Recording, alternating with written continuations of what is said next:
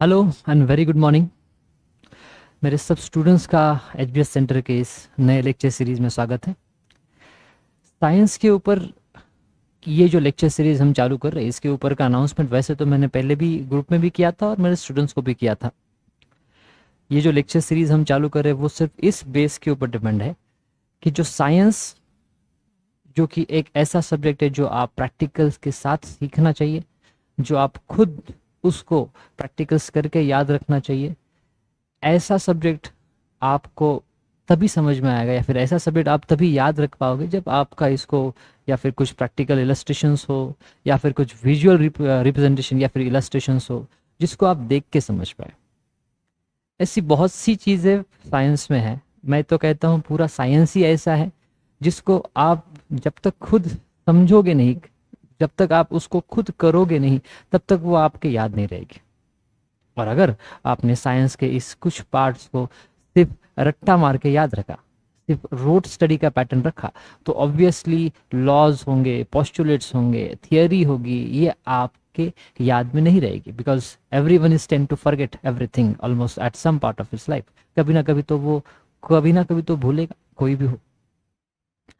तो ये जो प्रॉब्लम मुझे समझ में आया स्टूडेंट्स का, कि जब मैं क्वेश्चन स्टूडेंट्स को पूछता हूँ, वो भले कितनी ही सिंपल क्यों ना हो, भले वो किसके उसके लिए कितना भी साइंस का सिंपलेस्ट कॉमन सेंस क्यों ना लगता हो, पर कुछ स्टूडेंट्स उसके बारे में सोच नहीं पाते। मे बी ये लिमिटेशन ही है कि जो आपको बुक्स दी जाती है पढ़ने के लिए, तो शायद आपके दिमाग को वो आदत ही नहीं है कि कुछ चीज़ों के बारे में हम खुद सोच के उसका साइंस का लॉजिक लगा के, साइंस लगा के उसका आंसर ढूंढ सकते हैं। क्योंकि आपको आदत वही है कि बुक्स में जो है वो पढ़ो, याद रखो और उसका आंसर लिखो। पर ऑब्वियसली अब जैसे जैसे नए नए क्वेश्चंस के पैटर्न आ रहे हैं, ठीक है, या इवन इफ इन नीट भी हमने देखा है कि जब 720 में से अगर 70-80 बच्चे आएंगे, तो ऑब्वियसली इस साल यही होने वाला था कि पेपर लेवल ऑफ डिफिकल्टी बहुत हाई होने वाली थी, और वही हुई। तो ये जो नए दौर का कंपटीशन जो आपके लिए आएगा, या फिर जो अभी का भी कंपटीशन है, उसके लिए उन बच्चों को डेफिनेटली हेल्प मिलेगी जो चीज़ों को समझना समझेंगे कि प्रैक्टिकल को कैसे समझ के याद रखना है। ठीक है, पर ये जो प्रोसेस है हम डायरेक्टली इनिशिएट नहीं कर सकते आपके दिमाग में इन 11th और 12th।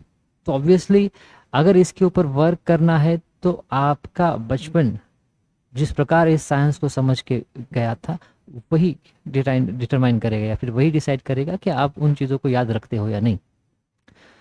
तो ये जो प्रॉब्लम मुझे स्टूडेंट में दिखा कि उनको कुछ इमेजिनेशन में या फिर उनको साइंस के कुछ लॉजिक्स लगाने में प्रॉब्लम आ रहा है, तो उसके लिए कुछ तो ऐसा होना चाहिए।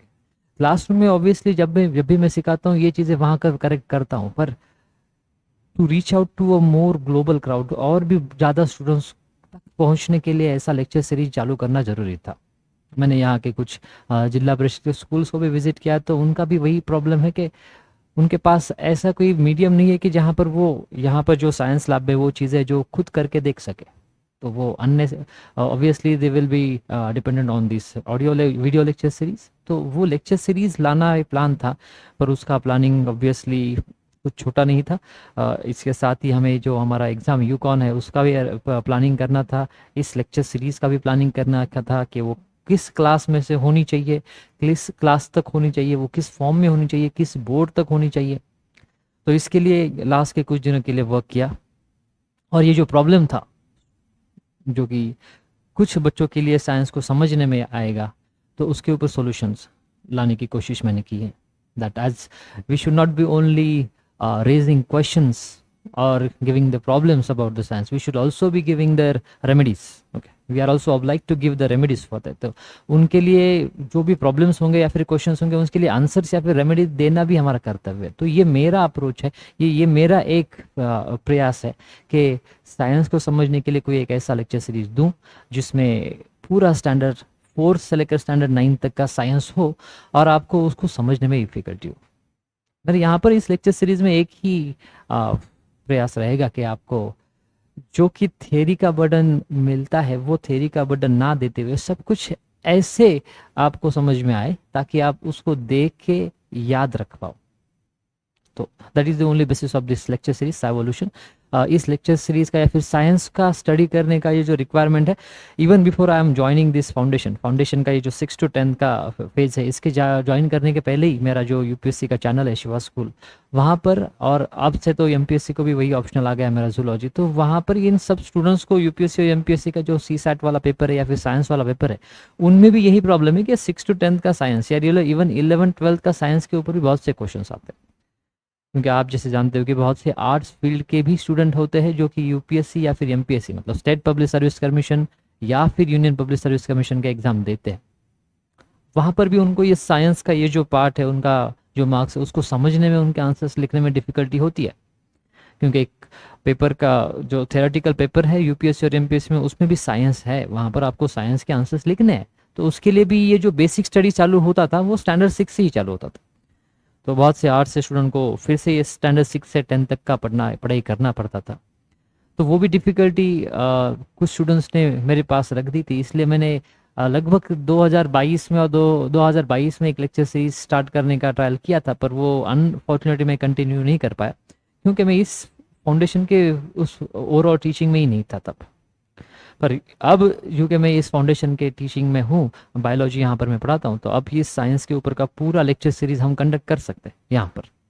और अच्छी बात यह है कि उसके लिए जो भी चाहिए यहाँ पर होम्योपैथ साइंस सेंटर में, एचबीएस सेंटर में, सब प्रैक्टिकल्स के मॉडल्स, मतलब मैक्सिमम चीज़ें हम यहाँ पर शायद करके देख सकते हैं जो आपको बुक में है। और जो भी कुछ नहीं देख पाएंगे, जिसके लिए भी हमें लिमिटेशंस है, उन सब चीज़ों को हम इलस्ट्रेशंस के फॉर्म में देखेंगे। तो इस लेक्चर सीरीज़ का स्टार्ट करने से पहले, इस लेक्चर सीरीज़ का प्लानिंग बताने से पहले, मैं आज आपको मैं अब इस लेक्चर सीरीज़ की नीड क्यों है ये बताऊंगा। ठीक है, सबसे पहले तो ये जो करियर ऑप्शंस आपके सामने होते हैं ना, इसमें से एक करियर ऑप्शंस वो भी है बीइंग अ साइंटिस्ट और being the what we can say researcher. पर इसके लिए जो भी आपको साइंस की ज़रूरत होती है वो आपको अभी से पढ़ना होगा।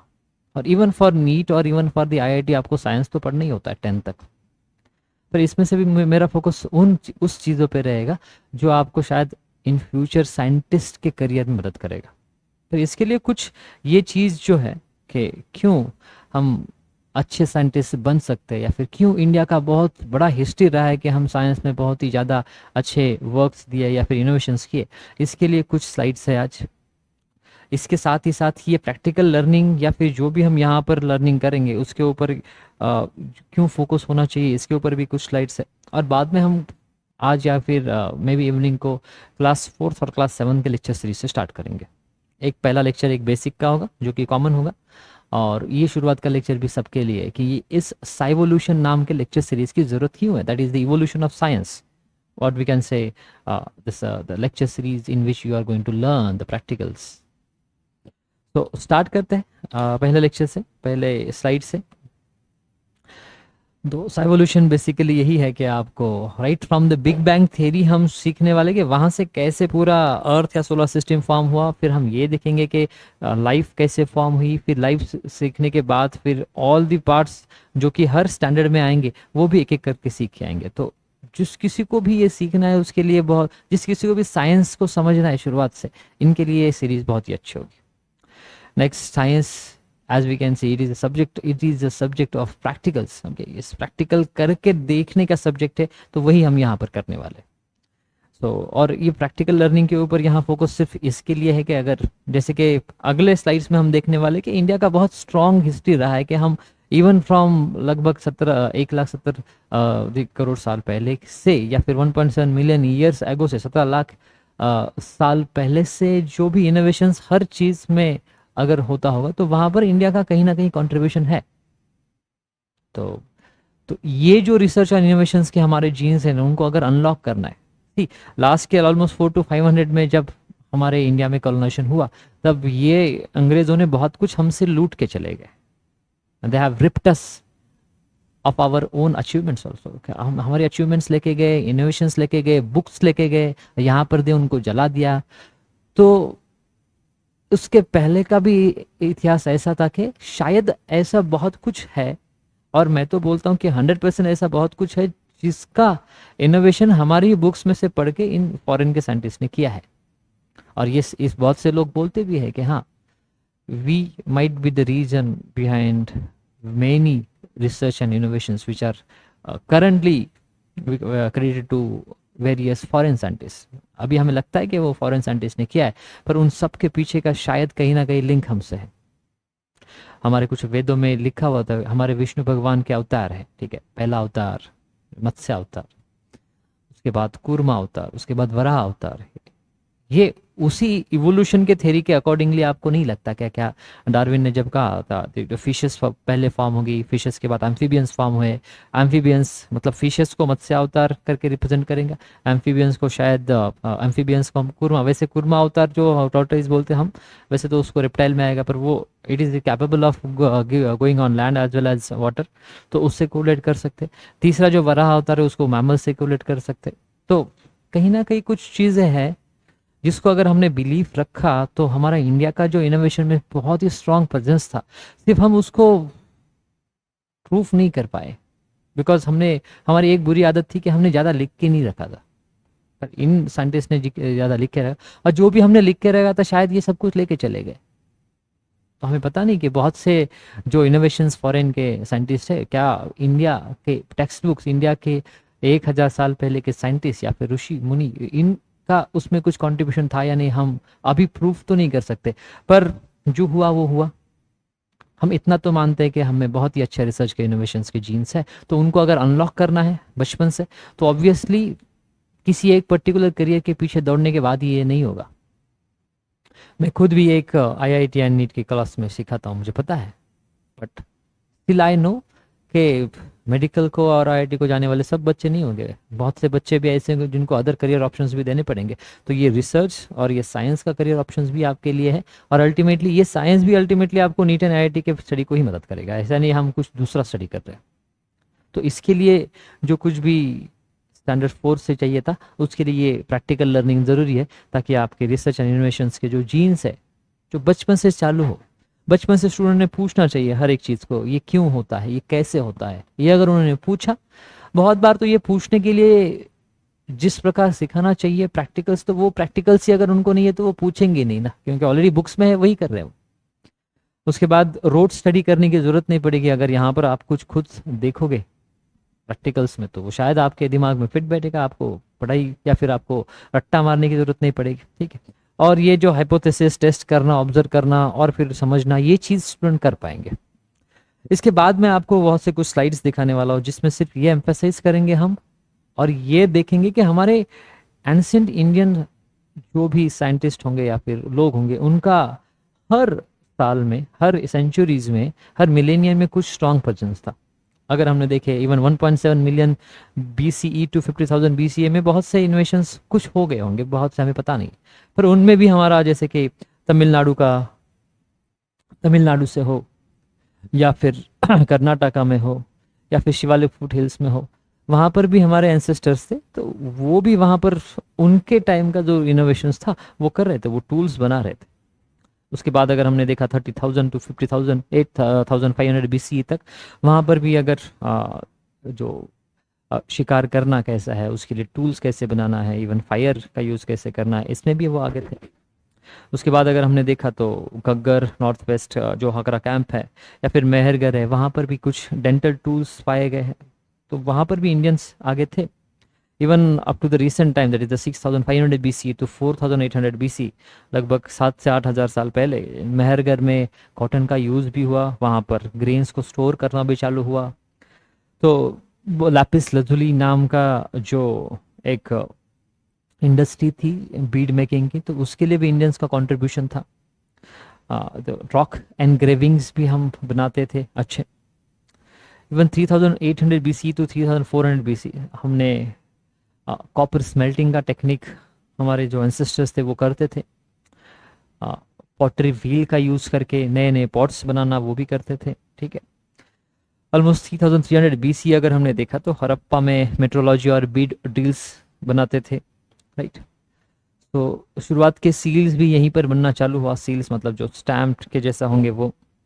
फिर इंडस वैली सिविलाइजेशन का तो बहुत बड़ा हिस्ट्री हमारे पास है, तो वहाँ पर भी even this copper trade, copper making के स्मेल्टिंग का प्रोसेस होता था। तो ये इंडस वैली सिविलाइजेशन में कॉटन को भी वीविंग करना चालू हुआ, थ्रेड्स बने उससे, टेक्सटाइल्स बने। ये जो लोथल का है वहाँ पर डॉक यार्ड्स बने, तो वहाँ पर भी हमारे लोग थे, हमारे एंसेस्टर्स थे। ठीक है, तो जिसके लिए कुछ इनोवेशंस लगता था या फिर कुछ क्रिएटिविटी लगती थी।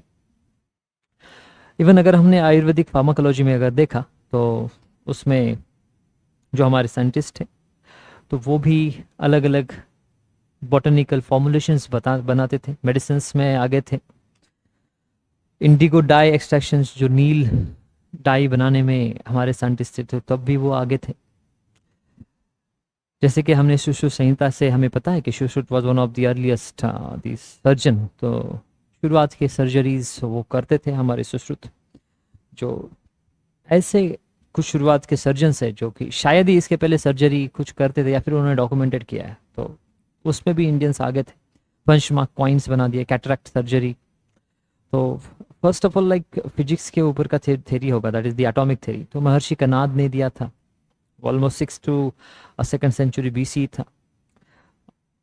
जो घटिका यंत्र, जो कि वाटर क्लॉक हम बोलते, वो भी हमारे ही साइंटिस्ट ने दिया था। उसके बाद ये एक सबसे बड़ा अचीवमेंट्स रहेगा, that is the Pingala's binary and the combination which are even used in some of this, ये कंप्यूटर लैंग्वेज में शायद ये अभी यूज होता है। ठीक है, तो वो बाइनोमियल लैंग्वेज पिंगला ने दिया था 3rd सेंचुरी बीसी में। इवन वेटरनरी साइंस में सैली होता संहिता था, तो जो हॉर्स एंड एलिफेंट्स के लगभग 12,000 वर्सेस थे, उनके ऊपर के कुछ ट्रीटमेंट और सर्जरी के उन्होंने पूरे दिए थे वेटरनरी साइंस के सलीहोत्र संहिता में। उसके बाद अगर वुड स्टील जो है लगभग 300 बीसीई में ये बना था, तो वो एक्चुअली एक्सपोर्ट भी होता था बहुत जगह। ठीक है, वुड स्टील। उसके बाद अगर हमने देखा तो stepwells, that is the Kallanai में जो स्टेपवेल्स बनाने के स्ट्रक्चर्स थे वो भी हमारे इंडियंस में बने थे। फिर ये ढाका का मसलिन, खंडा मतलब जो खड़ी साकर आप बोलते हैं। ठीक है, तो करजन प्रूफ जो आयरन पिलर है दिल्ली का, वो भी एक सिंबल है हमारे एंशियंट साइंस का। Decimal positions and the numericals, जैसे कि आर्यभट्टा ने दिए हैं। ठीक है, साइन को साइन के कुछ फॉर्मूले, कंसेप्ट ऑफ ग्रेविटी ब्रह्मगुप्ता ने दी थी।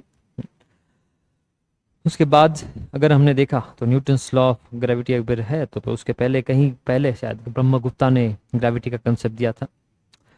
फिर इंडस्ट्रियल केमिकल्स के बारे में, अल्केमी, जो केमिकल टेक्स्ट है केमिकल के ऊपर, उसमें भी इंडियंस थे। फिर स्मॉल पॉक्स का जो इनॉकुलेशन है, वैक्सीन है, टीका बनाना, वो भी हमारे किसी टेक्स्ट बुक्स में है। जिंक डिस्टिलेशन के प्लांट्स। ठीक है, हेमचंद्रा ने हमारे फिबोनाची सीक्वेंसेस कुछ दिए थे। ठीक है, उससे बारे में ज़्यादा तो मैं नहीं बता पाऊंगा। ठीक है, भास्करा टू ने कैलकुलस, स्फेरिकल ट्रिगोनोमेट्री दी थी। इंडस्ट्रियल जिंक डिस्टिलेशन था हमारे जमवर इंडिया में। तो सारंगधरा संहिता के अंदर डायग्नोसिस एंड फार्मास्यूटिकल्स दिए गए थे ऑलमोस्ट 1180 सी, मतलब आफ्टर द क्रिश्चियन एरा के अंदर, तो 1300 सी में ये थे। ठीक है, सारंगदेवा ने म्यूजिकल इंस्ट्रूमेंट्स थे या फिर musical this and dance systems थे। तो hybrid Persian and Indian water wheel भी बनाया हमारे यहाँ पर, जो कि वाटर व्हील पहले था। नारायण पंडित था, उन्होंने परमुटेशन, साइक्लिक फ्रैक्शंस के कॉम्बिनेशंस दिए थे। मेहंदी सूरी ने यंत्र राजा नाम का एक टेक्स्ट दिया था। ठीक है, उसके बाद माधव संगमग्रामा, जो कि साइन पाई एंड कोसाइन के सीरीज कुछ कैलकुलेशंस में दिए थे। फिर परमेश्वरा, नीलकंठा, ज्येष्ठवदा, बहुत से साइंटिस्ट है जिन्होंने ऐसे ऐसे वर्क्स किए थे जिनके ऊपर हमें बहुत नाज। One of the scientist well known is JC Bose also. ठीक है, जेसी बोस। तो जितना भी मैं एनलिस्ट करना चाहूँ, ऑब्वियसली हमारे इंडियंस का कंट्रीब्यूशन किसी भी एक पावर पॉइंट में या फिर किसी भी एक लेक्चर में देना बहुत ही डिफिकल्ट होगा। सो ऑब्वियसली ये पूरे इंडिया का तो कंट्रीब्यूशन नहीं डिफाइन करता, पर मुझे सिर्फ ये बताना था कि we were already at the top, we have already given this various contributions, but the only thing is that last के 300 साल में या फिर ओवरऑल 300 टू 400 साल में, जब, और वो भी 250 ईयर्स का या फिर 200 का जो मेन टाइम था जहाँ पर हम अंडर कॉलोनियल दिस रूल थे, तब जो चीज़ें हमसे गई तो उन्होंने उसके ऊपर शायद खुद का अधिकार करके खुद की बोल के उन्होंने पब्लिश किया था। हमें सिर्फ वो रिसर्च और इनोवेशंस को फिर से करना है, क्योंकि अभी भी अगर आपको पता है तो इवन ड्रग मेकिंग में हम मैन्युफैक्चरिंग में भी आगे, तो रिसर्च एंड डेवलपमेंट में कम है। तो रिसर्च में अभी भी हम फोकस उतना नहीं करते, कि शायद किसी किसी का माइंडसेट भी बना होगा कि रिसर्च में हर एक फॉरेन ऑथर्स का ही, साइंटिस्ट का ही नाम आता है, हमारा कम ही आता है। तो ये चीज़ें जो है हमें बदलनी है, और उसके लिए हमें खुद पे ये विश्वास होना चाहिए कि हम ही वो थे जो इसके पहले के रिसर्च में आगे थे। तो अगर ये प्रैक्टिकल लर्निंग क्यों रिक्वायर्ड है, इसका अगर आप क्वेश्चन पूछोगे तो यहाँ पर अगर आप देख सकते हो, जैसे कि अगर कोई डाई है वाटर सोल्यूबल, उसको अगर हम सिर्फ वाटर में डालोगे तो वो धीरे धीरे डिजॉल्व होगी, पर वही चीज़ जब हम उसको हीट करेंगे तो वो जल्दी होगी because of the convective current. वही अगर हाई विस्कोसिटी यहाँ पर उस वाटर में है, तो वो जो डाई वाटर के अंदर होगी वो डिफ्यूज होने में बहुत सारा अपोजिशन आएगा बिकॉज ऑफ द डेंसिटी और because of the molecules of this highly viscous solution. तो वो धीरे धीरे डिफ्यूज होगा, तो रेट ऑफ डिफ्यूजन जो होगा वो कम होता जाएगा जैसे जैसे विस्कोसिटी आगे बढ़ेगी। ठीक है, ये जो क्वेश्चन है ना, ये जो चीज़ आपने अभी पीछे देखी, इसको अगर आपने थियरी में पढ़ा तो इसको सब आपको पढ़ के याद रखना पड़ता है। तो यही चीज़ अगर आपने मान लो यहाँ पर की, जैसे कि मैंने किया था, मैं आपको दिखाता हूँ।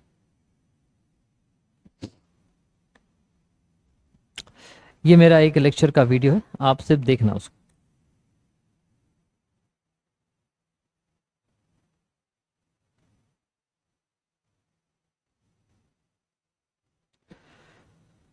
यहाँ पर सिर्फ ये दिखाया गया है कि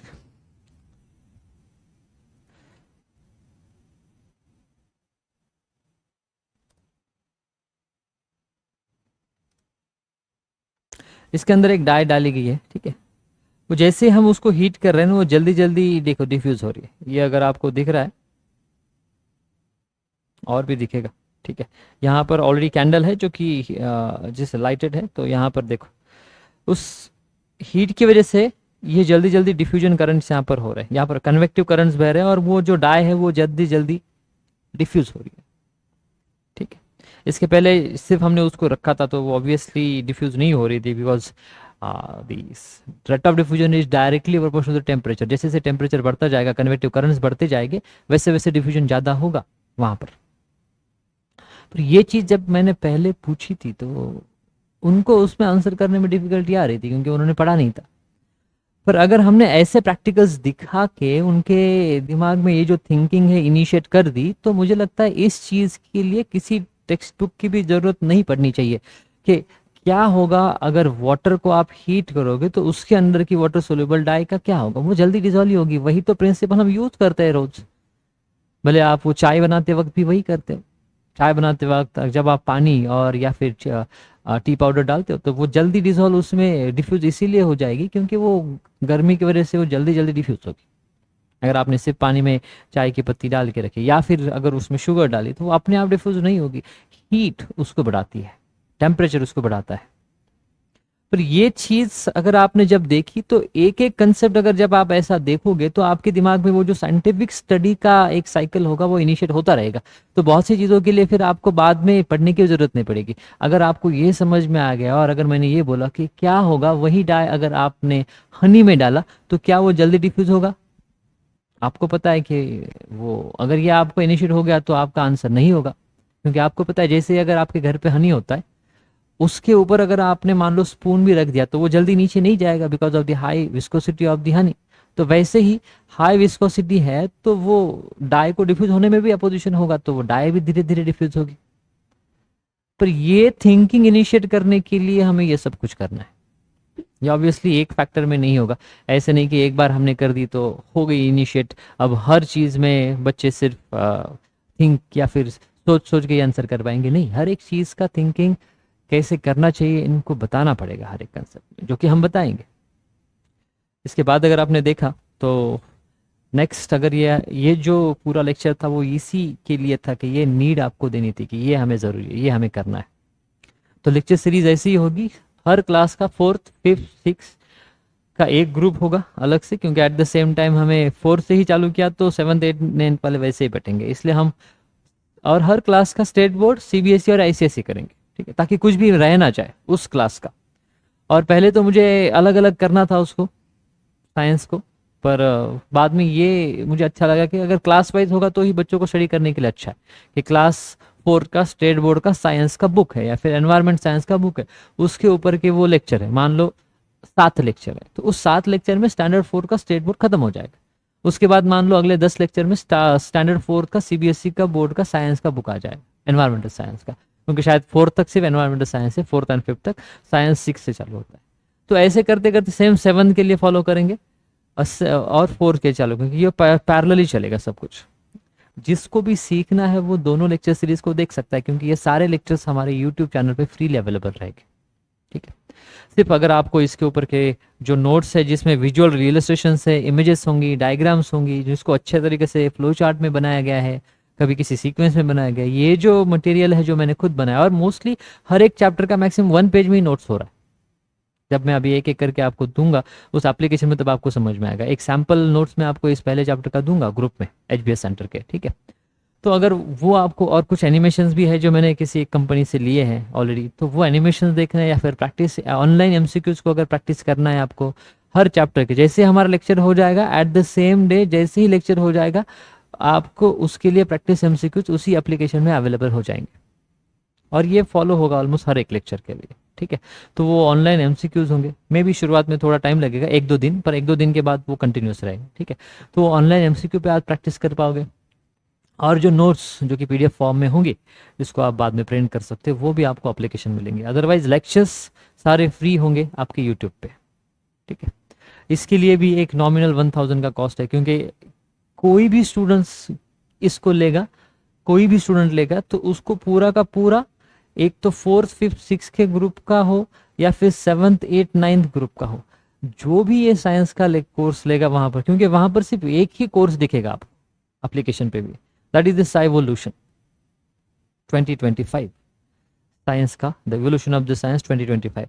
तो अगर आप अलग अलग क्लासेस में भी हो तो भले 7th का स्टूडेंट होगा वो 6th 5th के भी कर पाएगा, 4th के भी कर पाएगा, 9th का भी है तो वो भी शुरुआत का साइंस का है उसका रिवीजन कर पा जाएगा। This is an universal course, और इसके अंदर के, और ये कोर्स लगभग इसका वैलिडिटी है ऑलमोस्ट 1 ईयर का है, तो उस साल में जितने भी आपको सारे क्वेश्चंस और प्रैक्टिस क्वेश्चंस आएंगे वो आप कर सकते हैं वहाँ पर। ठीक है, तो यही मेरा अनाउंसमेंट था लेक्चर के बारे में।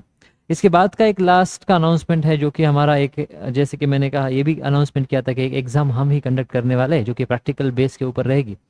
उसमें फिर एक अलग से पार्ट है, that is the scientific aptitude test YSAT. तो उसका प्रिपरेशन कैसे होना चाहिए ये भी इसी लेक्चर सीरीज पे रहेगा। तो ये जो साइंटिफिक एप्टीट्यूड टेस्ट, ये जो नई चीज़ है जो कि इसके ऊपर का प्रैक्टिस के क्वेश्चंस आपको लगेंगे, उसका प्रैक्टिस करने के लिए हर एक चैप्टर जैसे हमारा होगा उसके ऊपर आपको इस वाईसैट के फॉर्मेट के क्वेश्चंस भी आएंगे। अभी वाईसैट के बारे में अभी मैं आपको नहीं बताऊंगा, क्योंकि जब यूकॉन का मैं अनाउंसमेंट करूंगा या यूकॉन क्या है या फिर क्या लेने वाले, उसमें मैं आपको वाईसैट के बारे में पूरे डिटेल में बताऊंगा। पर ये समझ लो कि जो भी हम सीखेंगे यहाँ पर उस थ्योरी के फॉर्म में एमसीक्यू पूछ के नहीं चलेगा हमें, अगर हम प्रैक्टिकल यहाँ पर सीख रहे हैं तो आपको क्वेश्चंस भी ऐसे आएंगे। मान लो 2 कैपिलरीज दी जाएगी और बोला जाएगा कि इन दोनों को अगर पानी में डुबो दिया तो किस में ज़्यादा राइज आएगा, तो ये आपको पता होना चाहिए कि डायमीटर से इन्वर्सली प्रोपोर्शनल है रेडियस से, तो जितनी कम रेडियस उतना ज़्यादा कैपिलरी राइज। अगर वही क्वेश्चन मान लो बायो का है तो मैं यहाँ पर बोलूंगा कि कोई एयर पोल्यूटेंट रिलीज किया गया है, अब ये सब पानी में दिखाया गया है, तो अगर एयर पोल्यूटेंट रिलीज किया गया है तो इनमें से सबसे एंड में किसको प्रॉब्लम हो सकता है, तो आप ऑब्वियसली बोलेंगे फिशेस। आपको पता होने चाहिए कि ये डॉल्फिन मैमल है तो वो जल्दी सांस लेगी, ये भी टॉर्टोइज रेप्टाइल में है तो वो भी जल्दी ऊपर आएगा सांस लेने के लिए, तो वो जल्दी मरेंगे। इसमें आपको सीक्वेंस में ये भी देखना होगा कि अगर ये वायरस है तो मैं अगर क्वेश्चन पूछ रहा हूँ कि लिविंग ऑर्गेनिज्म, तो ये पता होना चाहिए कि लिविंग ऑर्गेनिज्म में वायरस नहीं आता, तो आप इन तीनों का ही सीक्वेंस दोगे और एंड में लिखोगे फिशेस। तो यहाँ पर भी आपको कोरिलेट करनी पड़ेगी बहुत सी चीजें। तो ये होगा रियल साइंटिफिक एप्टीट्यूड टेस्ट, जहां पर आप साइंटिफिक टेम्पर स्टूडेंट्स का स्टडी होगा।